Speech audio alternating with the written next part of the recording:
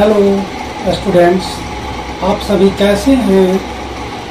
तो आज मैं आप लोगों के लिए एक यूट्यूब चैनल डिजाइनर फिजिक्स के तरफ चैप्टर नंबर 7 क्लास 12 का, जिसे हम लोग बोलते हैं अल्टरनेटिव करंट, उससे लेकर के आया हूँ। और इस तरह से प्रत्येक दिन आपको एक नई वीडियो के साथ उपस्थित होगा, और वो हमारा चैनल है डिजाइनर फिजिक्स। आइए आपका एक चैप्टर नंबर 7 एनसीईआरटी के according to NCERT chapter number 7 alternative current,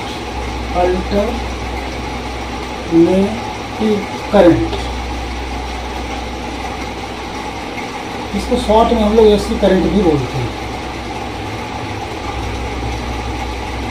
सबसे पहले ये जानेंगे कि what do mean by alternative current. Alternative current है क्या, इसे हम लोग समझेंगे। पहले सबसे पहले इसकी definition, those current whose magnitude is changed with time and its direction is also changed periodically, this is called alternative current। वैसा करंट जिसका मैग्नीट्यूड टाइम के साथ चेंज करेगा और इसका डायरेक्शन भी चेंज करता है पीरियोडिकली, तो इसे हम लोग बोलते हैं alternative current. That current whose magnitude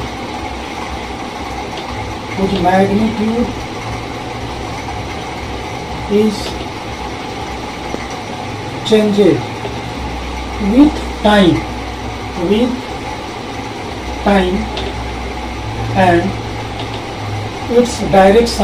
and its direction is also changed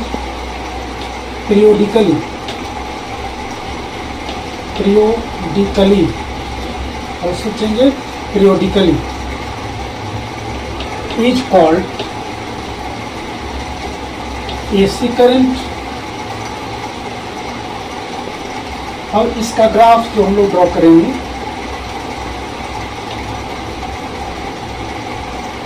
AC current के लिए ग्राफ होगा जो कि साइन का ग्राफ कवर करता है, क्योंकि एसी करंट एक transversal in nature of wave है। तो ये जीरो, इधर ये हम लोग का आई हो गया, और एक्स एक्सिस में टाइम, क्योंकि टाइम के साथ करंट का चेंज दिखाया गया है। तो यहाँ तक एक वेव हो गया, तो ये टाइम हो गया t, यहाँ पर t/2 हो गया। अगर फेजर की बात करें, फेजर एंगल, क्योंकि ये हाफ साइकिल हो गया और हाफ साइकिल एक साइकिल, यानी वन कंप्लीट साइकिल मूव करने में जो टाइम लगता है उसको हम लोग टाइम पीरियड बोलते हैं। और टोटल एंगल बनता है सर्कल में 2π। तो यहाँ पर जो एंगल हो गया 2π, ये फेज एंगल है, और यहाँ पर हो गया हम लोगों का पाई हो गया। और इस तरह से अगर यहाँ देखें तो ये π/2 है, π/2 है। तो π/2, π 2π is a phase angle and t/2 and here 0। तो इस तरह से ये टाइम पीरियड है।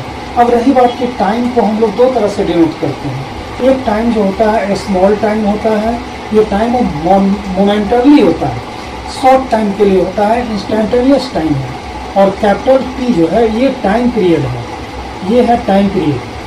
जैसे किसी सर्कल में अगर हम चले, किसी पॉइंट से यहाँ से स्टार्ट करें, चले P पॉइंट से, और इस तरह से मूव करके हम उस पॉइंट पर ही रिटर्न आ जाते हैं, जिसमें जो डिस्प्लेसमेंट 0 हो जा रहा है। तो यहाँ पर जो टाइम लगेगा इसको हम लोग कैपिटल T से डिनोट करेंगे। अब इसी सर्कुलर पाथ पर किसी दो पॉइंट, कोई नियरेस्ट 2 पॉइंट अगर P है और यहाँ पे Q है, तो P से Q तक आने में जो टाइम लगता है, इस टाइमिंग को हम लोग स्मॉल t से डिनोट करते हैं। इसे ऑलवेज रिमेंबर, हम लोग याद रखेंगे हमेशा कि स्मॉल t और कैपिटल T में क्या डिफरेंस है। ये इंस्टेंटेनियस टाइम है, और ये जो कैपिटल T है ये टाइम पीरियड होता है, क्योंकि एक रेवोल्यूशन टोटल कंप्लीट करने में जो हमें टाइम लगता है, this is called time period. तो यहाँ पर जो एसी करंट में जो टाइम का यूज हो रहा है ये कैपिटल टी, ये है टाइम पीरियड, और यहाँ जो दिखाया गया इंस्टेंटेनियस है, तो अब इस तरह का इसका इक्वेशन जो बनेगा I equal to I not sine omega T, sine omega T. अब ये omega T, omega equal to 2 pi by T, 2 pi by T that is 2 pi into एक इज फ्रीक्वेंसी, क्योंकि 1 बाई टी इक्वल टू होता है frequency होता है। इसको आप ऐसे भी डिनोट कर सकते हैं, ये न्यू के टर्म में। ये ओमेगा है, this is called angular speed भी इसको बोलते हैं, एंगुलर फ्रीक्वेंसी भी बोलते हैं, ठीक है। तो ये इसका सिंपल इक्वेशन है। फिर से एक बार इसे समझा देता हूँ ताकि आपको इजी वे में समझ जाए, क्योंकि इस चैप्टर में हमें केवल अल्टरनेटिव करंट का ही डिस्कशन करना है। जितने भी टॉप पॉइंट्स बनेंगे सब इसी के राउंड है। तो अल्टरनेटिव करंट, जिसको हम लोग शॉर्ट में ऐसी करंट बोलते हैं, that current whose magnitude is changes with time, मतलब ऐसा करंट जिसकी मैग्नीट्यूड जो है वो टाइम के साथ चेंज कर रहा है, कभी बढ़ेगा कभी घटेगा, ऐसा कुछ होने वाला है। एंड इसकी डायरेक्शन जो है वो पीरियोडिकली चेंज करता है। अभी देखिए यहाँ से ऐसे, ये ऐसे अप की तरफ गया, फिर डाउन हुआ, फिर ऐसे निगेटिव, फिर तो यहाँ पर एक बार अप हो गया, डाउन हो गया, फिर इस तरह से अप। तो यहाँ पर ये एसी करंट का ग्राफ हो गया। और अब रही बात, एक डीसी करंट भी होता है। डीसी करंट में मैग्नीट्यूड चेंज करता है लेकिन उसकी डायरेक्शन चेंज नहीं करती है, उसको डीसी बोलते हैं। हालांकि 12th के क्लास में डीसी करंट का बहुत कम यूज है, ज़्यादातर हम लोग एसी करंट का ही डिस्कशन करते हैं। तो मुझे उम्मीद है कि आप सभी जो फंडामेंटली है एसी करंट का, उसे आप समझ चुके होंगे। अगर कहीं कोई इसमें दिक्कत आती हो तो आप कमेंट बॉक्स में ज़रूर लिखें, मैं उसका सॉल्यूशन नेक्स्ट वीडियो बनाऊंगा, उसमें ज़रूर बताऊंगा आपको कि क्या इसमें जो आपकी कमियां होंगी उसको दूर करने की कोशिश करें। और जितने भी टॉपिक्स आएंगे वो एक नए सिस्टम से आएंगे। वीडियोस तो बहुत सारे बनते हैं जहां बच्चों की कमी है, क्योंकि उर्दू में कोई क्वेश्चन पूछ नहीं सकता है, कमेंट बॉक्स में देंगे। तो हम जहाँ तक कोशिश करेंगे कि आपको एट ए टाइम ही जितने भी टर्म्स हैं वो समझ में आ जाए। अब रही बात यहाँ पे I equal to I not sine omega T, इसको भी मैं बताऊंगा कि कैसे होता है, क्योंकि यहाँ डायरेक्ट लिख दिया जाता है, तो लिखने से तो पता नहीं चला कि I equal to I not sine omega T कहाँ से आएगा। इसके लिए नेक्स्ट अभी टॉपिक लेंगे और उसमें हम लोग डील करेंगे ये इक्वेशन कैसे बनता है, क्योंकि इस चैप्टर में इसी का इम्पोर्टेंस है।